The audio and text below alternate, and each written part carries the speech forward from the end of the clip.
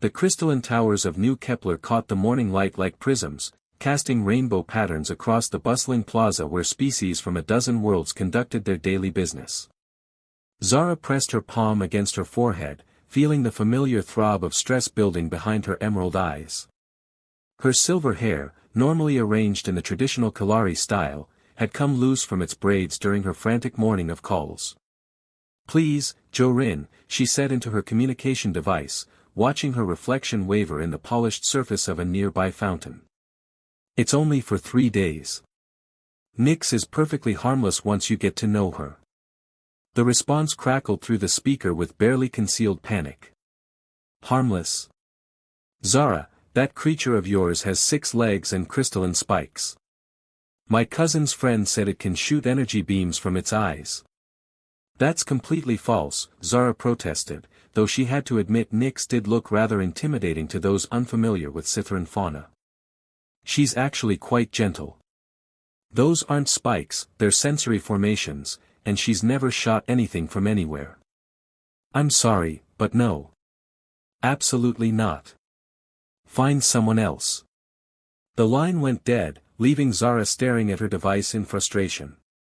That made 7 rejections this morning, and the transport to the Galactic Research Symposium departed in 6 hours.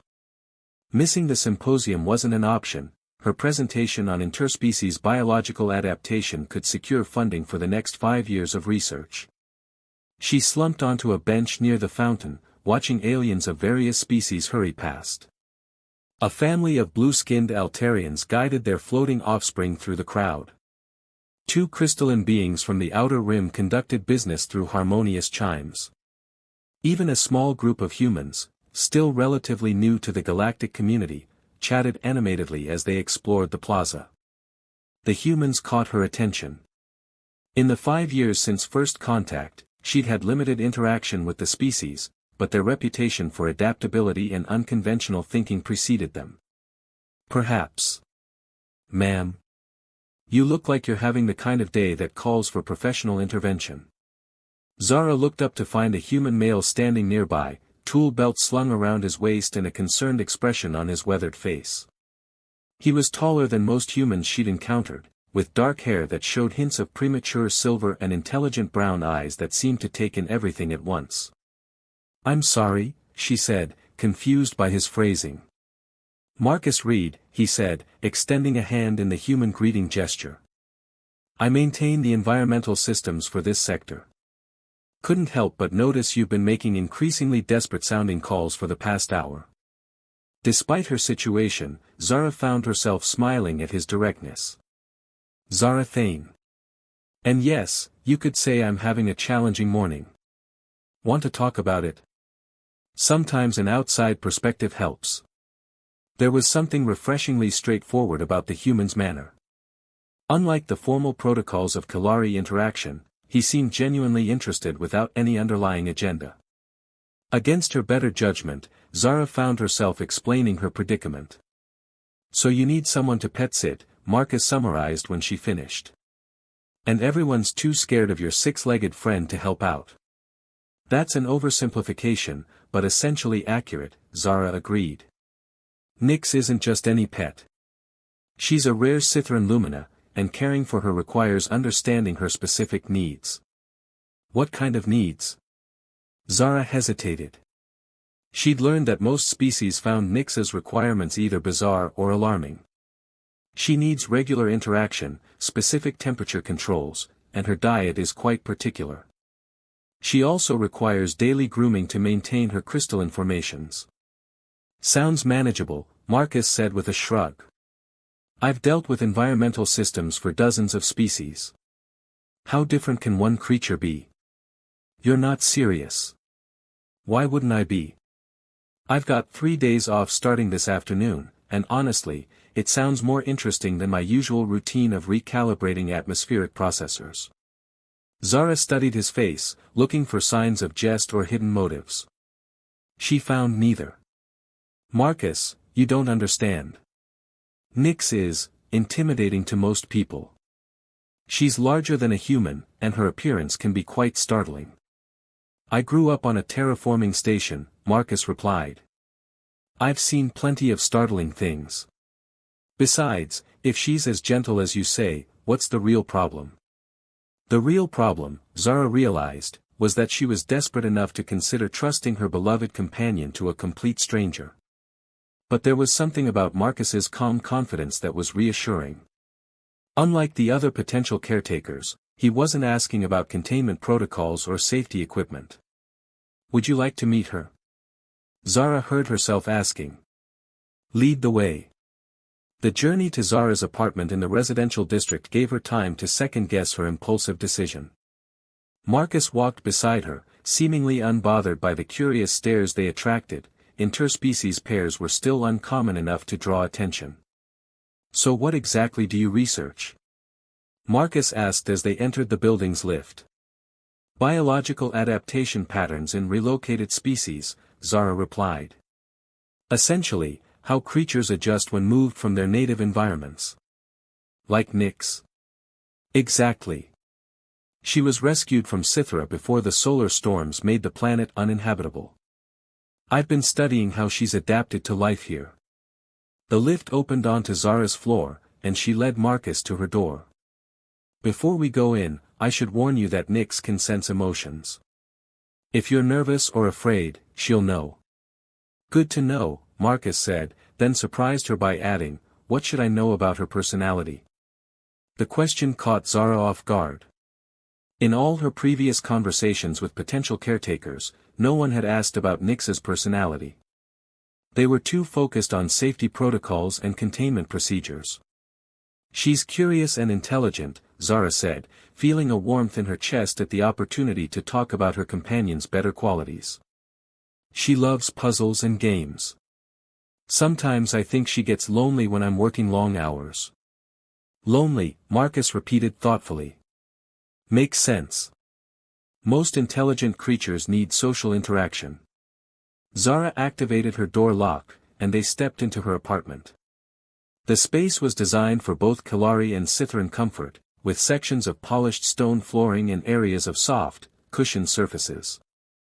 Large windows provided natural light that could be filtered through various spectrum settings. Nyx. Zara called softly. I have someone I'd like you to meet. A low, musical hum resonated from the direction of the sleeping alcove, followed by the soft clicking of crystalline formations against stone. Marcus tensed slightly, and Zara was about to offer reassurance when Nyx emerged into the main living area. The Scytheran Lumina was indeed impressive. Standing nearly as tall as Marcus at the shoulder, her 6 legs moved with fluid grace, each step creating tiny chimes from her crystalline formations. Her body was covered in what appeared to be living gemstones that shifted color with her mood, currently displaying deep purples and blues that Zara recognized as curiosity. Most creatures, and people, froze when first encountering Nyx. Her alien appearance, combined with her size, triggered instinctive fear responses. Marcus, however, did something unexpected. He sat down. By lowering himself to a less threatening position, he completely changed the dynamic of the encounter. Nyx's crystalline formations shifted to lighter blues, and she approached cautiously, her large, multifaceted eyes studying the human with obvious interest. Hello, beautiful, Marcus said quietly, extending his hand palm up in a non-threatening gesture. Zara's told me wonderful things about you. Nyx's response was immediate and shocking. She approached Marcus without hesitation, gently touching his hand with one of her delicate appendages. The contact made her formations glow with warm golden light, a display Zara had rarely seen outside of their most intimate bonding moments. That's remarkable, Zara whispered. She usually takes weeks to warm up to new people. Marcus smiled, now gently stroking the smooth section between Nyx's crystalline growths. I think she knows I'm not here to hurt her. Animals, intelligent beings, they pick up on intentions pretty quickly. As if to prove his point, Nyx settled onto the floor beside Marcus, her formations now cycling through warm golds and gentle greens. The musical humming that indicated contentment filled the room. I can't believe this, Zara said, sinking onto her couch. How did you know to do that? Do what? Sit down. Make yourself smaller.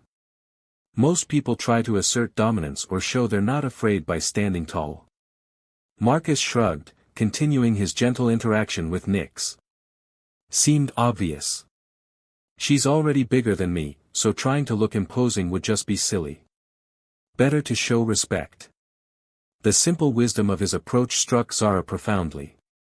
Here was a human, a species known for their sometimes aggressive tendencies, showing more intuitive understanding of interspecies interaction than trained xenobiologists. Marcus, she said slowly, would you seriously consider watching Nyx for 3 days? I already said yes, he replied, now scratching behind what might have been Nyx's equivalent of ears, judging by her obvious delight. Question is, do you trust me with her? Zara watched Nyx's formations pulse with happiness, saw how relaxed her usually cautious companion had become, and felt something shift in her chest. Trust was hard for her, both professionally and personally. But sometimes, the evidence of your own eyes had to be enough. Yes, she said, surprising herself with the certainty in her voice. I think I do. As if sensing the decision, Nyx lifted her head and looked between them, her formations now displaying the brilliant rainbow pattern that Zara had always interpreted as joy. For the first time all morning, Zara allowed herself to believe that maybe, just maybe, everything was going to work out perfectly. She had no idea how wrong she would be. The Galactic Research Symposium had been a disaster from the moment Zara stepped off the transport. What was supposed to be a 3-day conference showcasing her groundbreaking research on interspecies adaptation had devolved into 2 days of bureaucratic infighting and political posturing. When the keynote speaker, a pompous Vorthan diplomat, spent his entire presentation arguing for stricter regulations on cross-species interaction, Zara knew she was wasting her time. She'd caught the first transport back to New Kepler, her research material still unpresented and her mood thoroughly soured. The only bright spot in her premature return was the prospect of seeing how Marcus had managed with Nyx.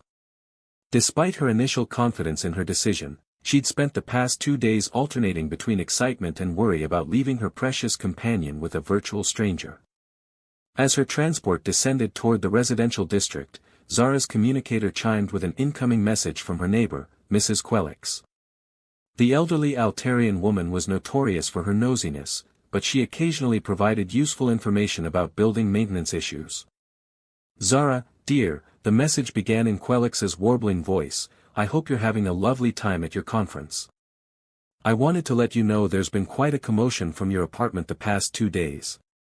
Lots of unusual sounds and what appears to be some sort of colorful discharge from your drainage systems. I've notified building maintenance, but you might want to check when you return. Colorful discharge. Zara frowned at the cryptic message. Nyx's biological processes were unusual, but she'd never produced anything that could be described as colorful discharge. A knot of worry formed in her stomach as she imagined various catastrophic scenarios. The lift ride to her floor seemed to take forever, and by the time she reached her door, Zara had worked herself into a state of barely controlled panic. She could hear sounds from inside, splashing, laughter, and what sounded like Nyx's contentment humming, but amplified somehow. She activated her door lock and stepped inside, calling out, Marcus. Is everything? The words died in her throat as she took in the scene before her. Her normally pristine living space looked like it had been hit by a rainbow-colored explosion. Iridescent bubbles floated through the air, catching the afternoon light and casting dancing patterns across every surface. The floor was slick with multicolored foam, and the furniture gleamed with a wet sheen that made everything look like it had been carved from precious gems. But it was the sight in her bathroom alcove that truly stopped her cold. Marcus stood in her large, circular bathing basin, soaked from head to toe and covered in what appeared to be every color of soap foam imaginable. His work clothes clung to his muscular frame, and his dark hair was plastered to his head with rainbow-tinted suds. He was laughing, actually laughing, as he wielded a soft bristled brush in one hand and what looked like her bottle of Kalari luxury bath cleanser in the other. And there, luxuriating in the warm, sudsy water like she'd been born to it, was Nyx. The Scytheran luminous crystalline formations were absolutely blazing with color, shifting through every hue Zara had ever seen and several she was fairly certain were new. The soap had somehow interacted with Nyx's natural luminescence, creating an effect that was both beautiful and utterly impossible according to everything Zara knew about Scytheran biology. "Oh good, you're back," Marcus called cheerfully, apparently oblivious to the catastrophe surrounding him. "I was just finishing up Nyx's bath. Did you know she purrs when you wash behind her sensory clusters? It's the most amazing sound." As if to demonstrate, he gently scrubbed behind the delicate formations near what Zara had always assumed were Nyx's auditory receptors. The creature responded with a deep, musical thrumming that seemed to make the remaining bubbles dance in perfect harmony. "Marcus," Zara said weakly, stepping carefully around the slippery foam, "what have you done?" "Given her a bath," he replied, looking genuinely confused by her tone. "She got into something sticky yesterday. I think it might have been tree sap from that plant near your window, and I figured she could use a good cleaning." But Scytherans don't bathe," Zara stammered. "Their species evolved on a desert world. They have an instinctive fear of submersion. The literature clearly states." "Literature's wrong then," Marcus said with a shrug, now rinsing soap from Nyx's back with a makeshift cup. "Look at her. Does she look afraid to you?" Zara had to admit that Nyx looked anything but afraid. Her formations were cycling through warm, happy colors, and her body language spoke of complete contentment. But that didn't change the fundamental impossibility of what she was witnessing. "The soap," Zara said, focusing on the one thing she might be able to understand. "Did you use my Kalari cleanser?" "That and some stuff I brought from home," Marcus admitted. "Human soap seemed too harsh for her formations, but I thought mixing it with your gentler stuff might work." The reaction was unexpected. Unexpected was an understatement. The mixture had created some sort of chemical interaction that was making Nyx's natural bioluminescence go haywire. Pretty, certainly, but potentially dangerous in ways Zara couldn't begin to calculate. Before she could voice her concerns, her door chimed with an urgent priority signal. Zara's stomach dropped as she recognized the pattern: official government business. "Stay here," she told Marcus, trying to project calm while inside her mind raced through possible explanations for whatever official was about to walk through her door. "And maybe, try to get some of the bubbles cleaned up." She activated the door to find Counselor Vex waiting in the hallway, his purple skin flushed darker with what appeared to be outrage. Behind him stood two junior officials, both carrying official documentation tablets and wearing expressions of stern disapproval. "Xenobiologist Thane," Vex said without preamble, his voice carrying the cold authority of someone accustomed to absolute obedience. "We need to discuss the contamination incident occurring in your residence." "Contamination incident?" Zara repeated, though her heart was already sinking. Behind her, she could hear Marcus trying to quietly splash water around, probably making the situation worse. "Building maintenance reported unusual chemical discharge from your drainage systems," one of the junior officials read from his tablet. "Preliminary analysis suggests unauthorized mixing of off-world substances with regulated Kalari biocleaners." Additionally, Vex continued, stepping past Zara into her apartment without invitation, "We've received reports of irregular bioluminescence patterns visible from neighboring units. This suggests experimentation with protected species without proper permits." The counselor stopped dead as he took in the scene before him. His purple skin shifted to an almost black shade of outrage as he stared at Marcus, who had frozen mid-rinse with Nyx still contentedly soaking in the rainbow-tinted water. "What," Vex said in a voice that could have frozen plasma, "is the meaning of this?" "It's a bath," Marcus said helpfully, apparently missing the danger in the counselor's tone entirely. "Nyx got dirty, so I helped her get clean." "You helped her?" Vex repeated, each word dripping with incredulity. "Do you have any idea what you've done?" "Made her happy?" Marcus suggested, though for the first time since Zara had known him, he looked uncertain. Vex turned to Zara, his expression promising consequences she probably couldn't imagine. "Is this human authorized to handle Category 7 protected fauna?" He's not handling her, Zara said quickly. He's caring for her. There's a significant difference in legal terms. Not when unauthorized chemical interactions are involved, the second junior official interjected. Article 47 of the Interspecies Protection Act clearly states that any off-world substances coming into contact with protected species must be pre-approved by the Xenobiological Safety Commission. Marcus was looking back and forth between them with growing alarm. Are you saying I broke the law by giving her a bath? You potentially exposed a rare Scytheran luminat to unknown chemical compounds, Vex said coldly. The bioluminescence anomaly alone suggests cellular disruption that could be irreversible. But look at her, Marcus protested, gesturing to Nyx, who was still humming contentedly in the sudsy water. She's obviously fine. Better than fine, she's happy. Emotional response is irrelevant, Vex replied. What matters is potential genetic damage from unauthorized chemical exposure. Zara felt her world tilting sideways. In her professional life, she'd seen what happened to researchers who violated interspecies protection protocols.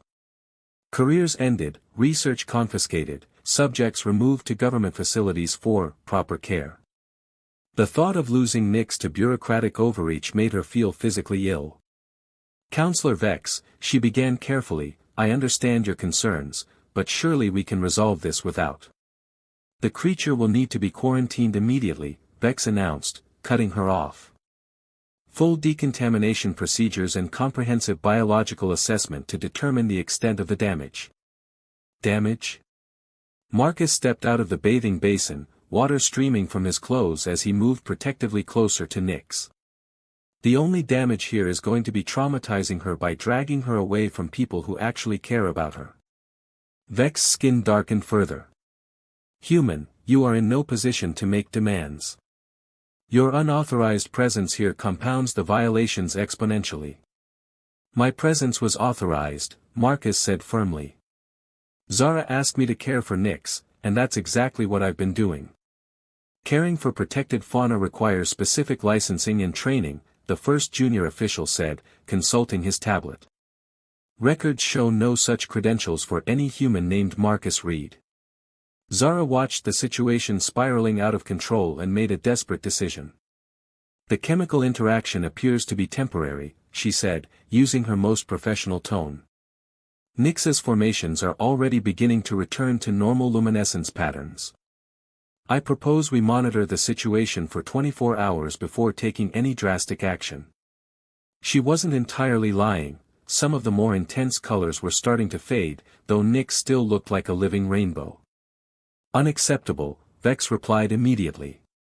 The creature poses a potential biological hazard in its current state.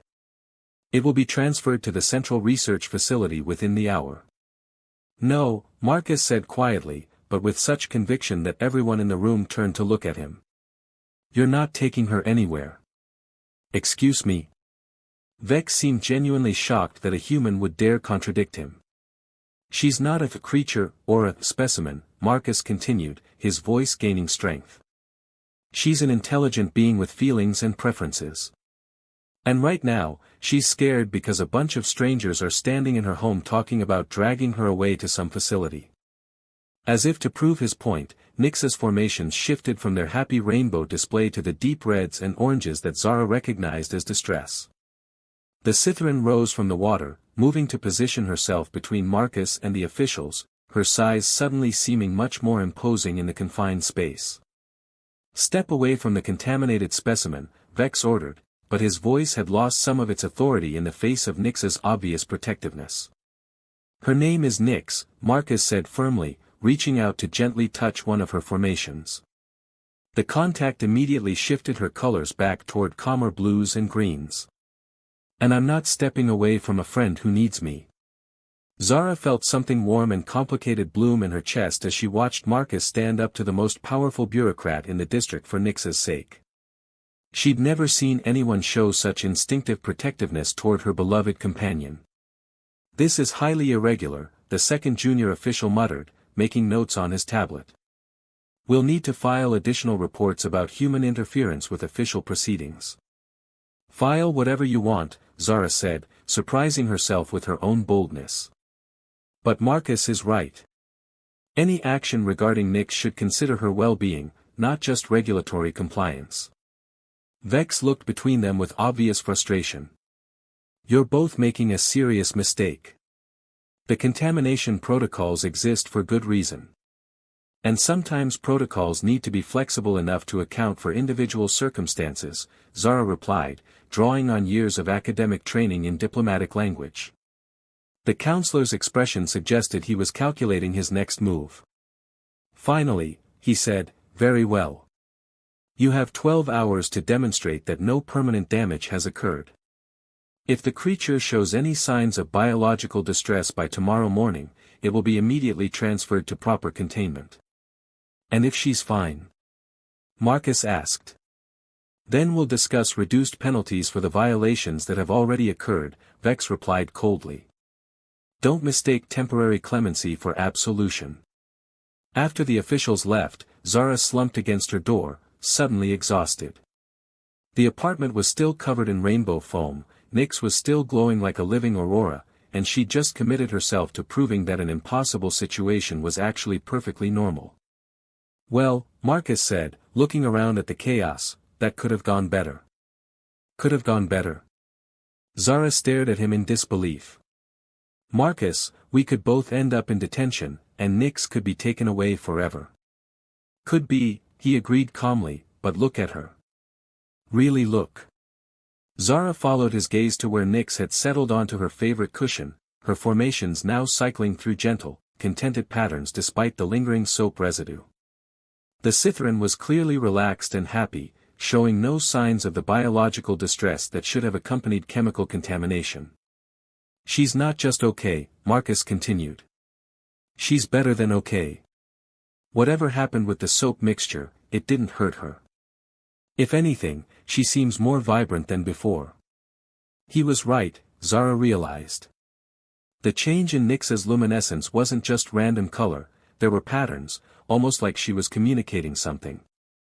And her overall demeanor suggested enhanced well-being rather than distress. "But the authorities," Zara began. "We'll see what they expect to see unless we show them something different," Marcus interrupted. "You're the expert on Scytheran biology. If you document what's really happening here, wouldn't that carry weight with them?"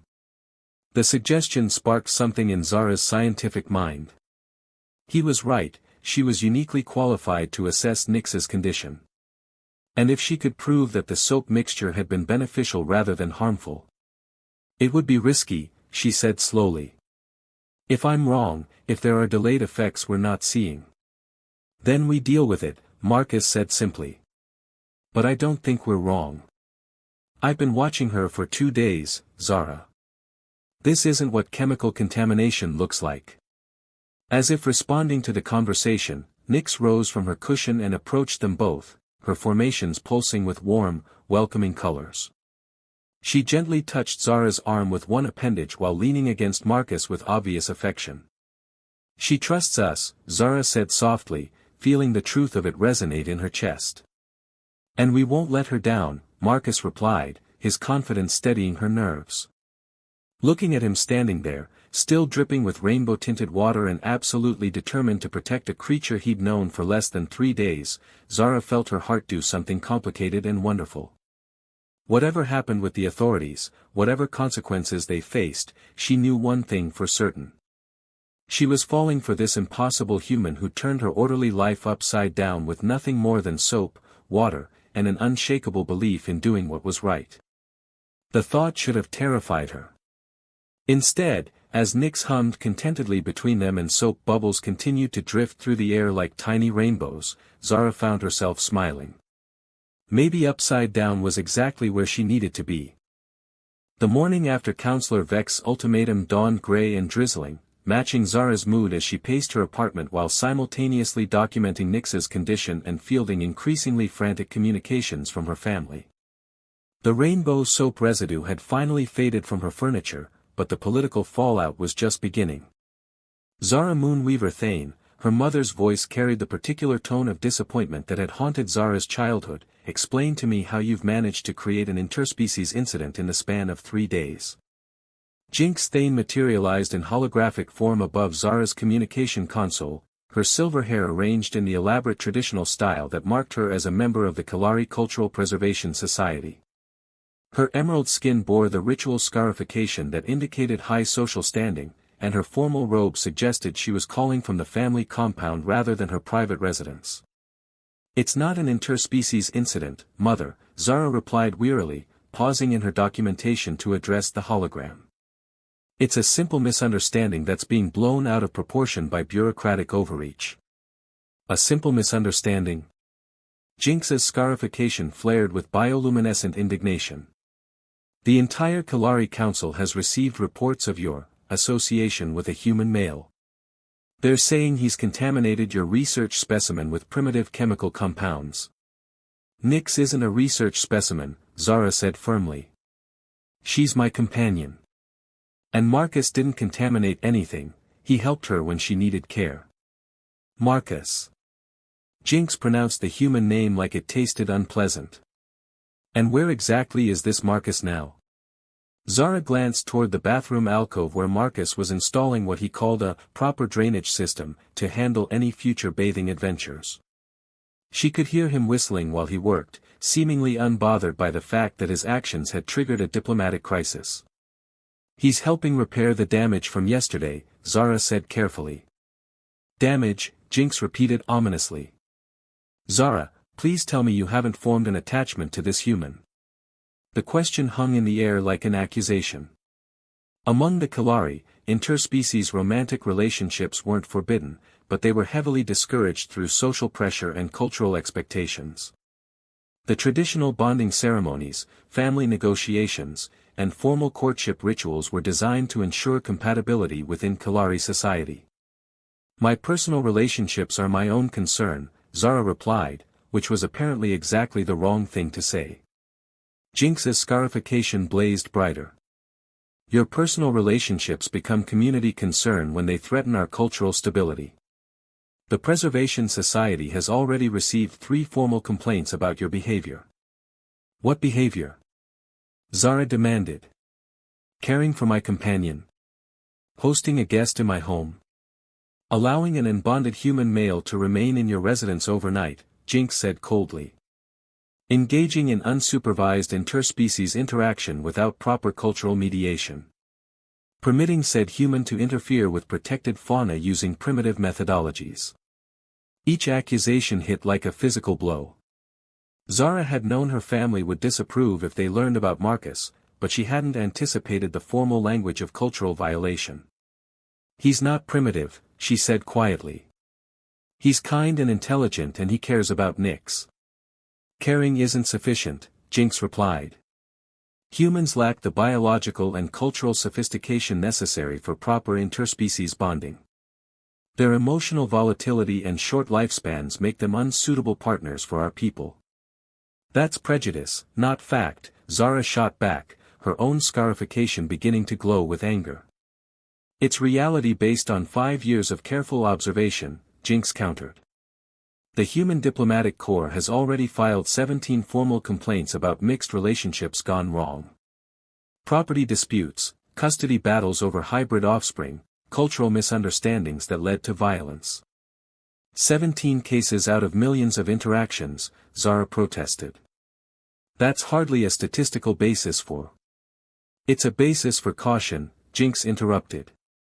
"Which you've clearly abandoned in favor of whatever primitive attraction you've developed for this human."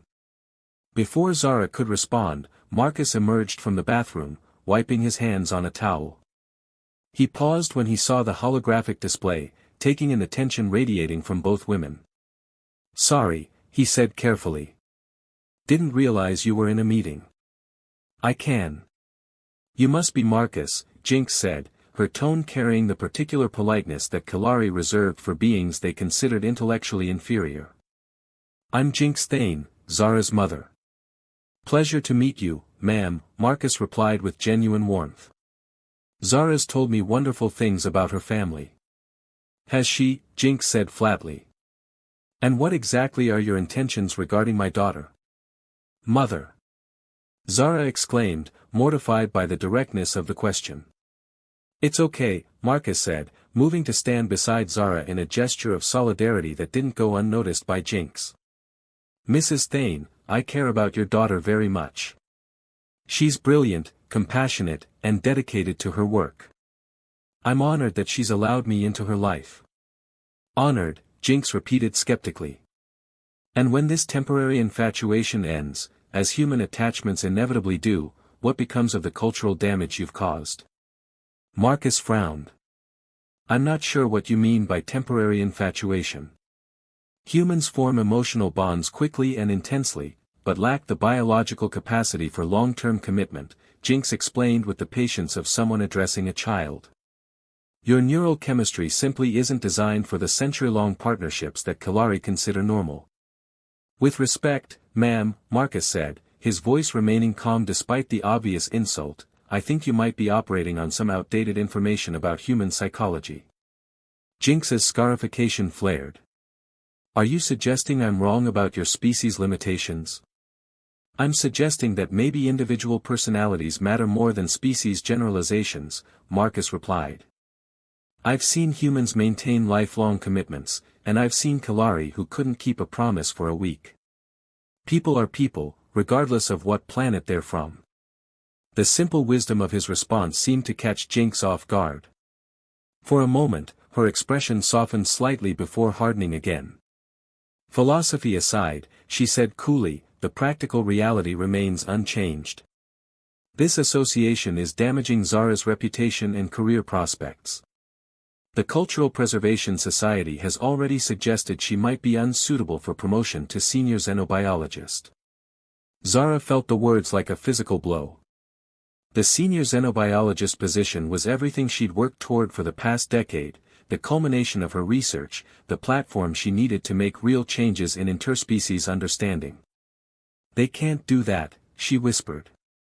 They can and will, unless you demonstrate proper cultural priorities, Jinx replied. End this inappropriate relationship, submit to proper counseling, and perhaps the damage can be contained. Marcus went very still beside her. Zara, he said quietly, if your career is at stake. No, Zara said firmly, surprising herself with the conviction in her voice. I won't abandon someone who's shown me nothing but kindness and understanding just because it's politically convenient. Even if it costs you everything you've worked for? Jinx asked. Even then, Zara replied, though the words felt like tearing something vital from her chest. Before Jinx could respond, Zara's communication console chimed with another incoming call. She glanced at the identifier and felt her stomach drop. It was a human frequency, probably from the diplomatic compound. I have to take this, she said, pausing her mother's hologram and accepting the new call. A human woman appeared on the screen, her blonde hair pulled back in a severe style and her expression coldly professional. She was attractive in the sharp, aggressive way that human media often portrayed successful business leaders. Is this Zara Thane? The woman asked without preamble. Yes, and you are. Tara Valdez, Human Colonial Administration. I understand you're currently harboring Marcus Reed. The word harboring carried unfortunate implications. Marcus is my guest, Zara said carefully. Your guest, Tara repeated skeptically. Are you aware of his employment history? He's a maintenance technician, Zara replied, confused by the woman's hostile tone. He's an unemployed maintenance technician, Tara corrected. Fired from his last 3 positions for insubordination and unauthorized equipment modifications. The Colonial Administration has been looking for him regarding unpaid debts and breach of contract violations. Zara felt the ground shifting beneath her feet. That's impossible. Marcus is a charming con artist who specializes in taking advantage of lonely alien women, Tara interrupted. I should know. I lived with him for 2 years before I discovered what he really was. The words hit Zara like a physical blow. She glanced at Marcus, who had gone pale and was staring at the screen with obvious recognition. Tara, he said quietly. What are you doing? Cleaning up your latest mess, Tara replied coldly. How much has he taken from you so far? Credits. Research data. Access to restricted facilities. He hasn't taken anything, Zara protested, but doubt was beginning to creep into her voice. Yet, Terra said. Marcus is very good at playing the long game. He studies his targets, learns what they need to hear, then provides exactly that until he's gotten whatever he's after. That's not what's happening here, Marcus said, his voice strained but firm. Isn't it? Terra's smile was sharp as a blade. Lonely xenobiologist with a valuable research specimen and access to restricted databases. I'd say that's exactly your type. Zara looked between them, her mind racing. Everything Terra was saying aligned with her mother's warnings about human emotional volatility and short-term attachments. The timing was certainly convenient, Marcus appearing just when she needed help, being exactly what she needed him to be. Zara, Marcus said urgently, whatever she's told you, it's not the whole story. The whole story is in the public records, Terra replied. Employment terminations, debt defaults, breach of trust violations. All easily verifiable. As if to prove her point, Terra transmitted a data packet that appeared on Zara's screen. The documents were official, bearing legitimate authorization codes and detailing exactly the pattern of behavior Terra had described. This is impossible, Zara said weakly, but the evidence was undeniable. I'm sorry you had to find out this way, Terra said with mock sympathy. Marcus has a talent for making people believe he's something he's not. But now that you know the truth, I trust you'll make the right decision. The call ended, leaving Zara staring at the damning evidence on her screen while Marcus stood frozen beside her. Zara, he said quietly, let me explain. But before he could say another word, Nyx emerged from her sleeping alcove, her crystalline formations flickering with distressed patterns. She moved directly to Marcus, pressing against him with obvious concern for his emotional state. The sight of her beloved companion comforting the man who had apparently deceived them both was too much. Zara felt something break inside her chest, not just heartbreak, but the shattering of trust she'd never given easily. The documents don't lie, she said, her voice barely above a whisper. The documents are true, Marcus admitted, but they don't tell the whole story. What story could possibly justify this level of deception? Zara demanded, her scarification flaring with pain and anger. Marcus was quiet for a long moment, his hand absently stroking Nyx's formations while he seemed to struggle with his response. I did lose those jobs, he said finally. I did default on debts and breach contracts. But not for the reasons Terra implied. Then why? Because I couldn't stand by and watch safety protocols being ignored when people, beings, could get hurt, Marcus replied, his voice heavy with exhaustion. Every job I lost was because I put safety over profit margins. Every debt I defaulted on was because I spent my savings helping colleagues who'd been injured due to corporate negligence. And Terra? Zara asked, though she wasn't sure she wanted to hear the answer. Terra was my partner for 2 years, Marcus admitted. She left when she realized I was never going to prioritize career advancement over doing what was right. She wasn't wrong, I am unemployed, I do have debts, and I have been blacklisted from most corporate positions. So you decided to target vulnerable alien women instead? Zara asked, hating how the word sounded but unable to stop herself. Marcus flinched as if she'd struck him. Is that really what you think of me? Zara looked at him, really looked, and saw genuine pain in his expression. But she also saw the evidence on her screen, her mother's warnings echoing in her mind, and the very real threat to everything she'd worked for. I don't know what to think, she said honestly. Everything is happening so fast, and I can't tell what's real anymore. Marcus nodded slowly, his expression resigned. Maybe that's answer enough. He moved toward the door, pausing only when Nyx blocked his path with obvious distress. The Cithran's formations were cycling through deep purples and reds, colors Zara had never seen her display before. Take care of her, Marcus said quietly, gently stroking Nyx's crystalline structures one last time. She deserves better than to be caught up in all this. Marcus, wait, Zara started, but he was already gone, leaving her alone with Nyx's distressed humming and the weight of choices she wasn't sure she could live with. As the door closed behind him, Zara reactivated her mother's hologram, knowing that Jinx had probably witnessed enough of the conversation to understand what had happened. "I'm sorry, dear," Jinx said, and for once her voice carried genuine sympathy instead of judgment. "But perhaps this is for the best. Now you can focus on your career without distractions."